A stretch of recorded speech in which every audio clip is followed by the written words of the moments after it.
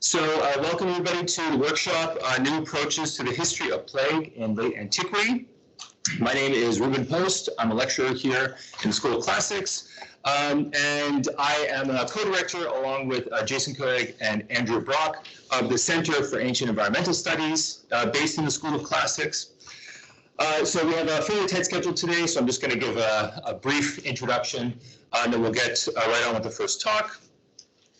So the Center for Ancient Environmental Studies was founded in early 2020 at a slightly inauspicious time, but we were ambitious in trying to bring together different people working in different subdisciplines related to any topic involving the environment in the ancient world.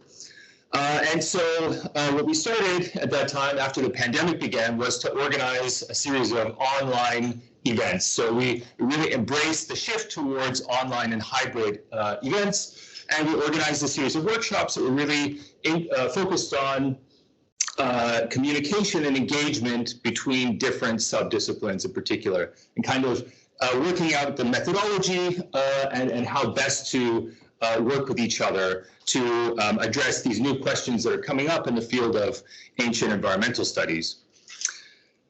So we, at the same time, were very lucky to receive a grant from the Royal Society of Edinburgh to support organizing these events, but we had the problem of good fortune that unfortunately we were not able to really spend that money because nobody was traveling, nobody was staying in hotels, anything like that. So last year, when everything opened up a bit, we decided that we were going to organize some in-person events. We started with a conference on the environmental history of city-states in the ancient world, which was focused on an earlier period, really looking at the first millennium BC. But we really wanted to collaborate with our colleagues at the Center for Late Antique Studies, which is headed by Carlos Machado, and to look at late antique environmental history in a workshop such as this. So I don't think it's an exaggeration to say that late antiquity is one of the most exciting periods for ancient environmental history and ancient environmental studies more broadly. Oftentimes, as a historian working on earlier periods of ancient history and the environment, I look to late antiquity and scholars working on late antique environmental history to see what's possible when you have lots of data and big teams that are collaborating and lots of funding and that sort of thing. So we decided that we wanted to come back to that now that we are hosting in-person events again.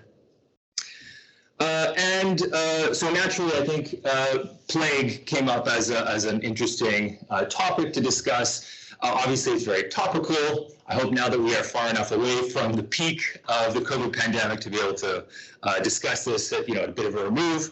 But I think that all of us who are working on ancient environmental studies find that we often come back to Kyle Harper's book, The Fate of Rome, published in 2017, which in many respects has kind of set the terms of the debate relating to late antique environmental history, in particular also about the first plague pandemic that we're discussing today. So it was fantastic that he was able to come and give the keynote address for this event.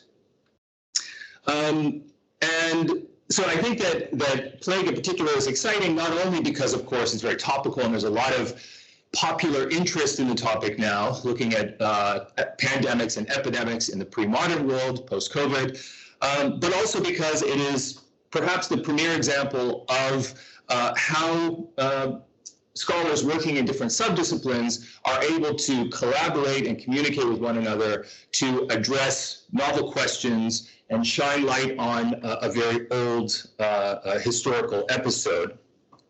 So today we have scholars working in very different fields: history, philology, or traditional archaeology, as well as zooarchaeology, archaeogenetics, and paleoclimatology, who are all going to be addressing the same particular episode from very different perspectives.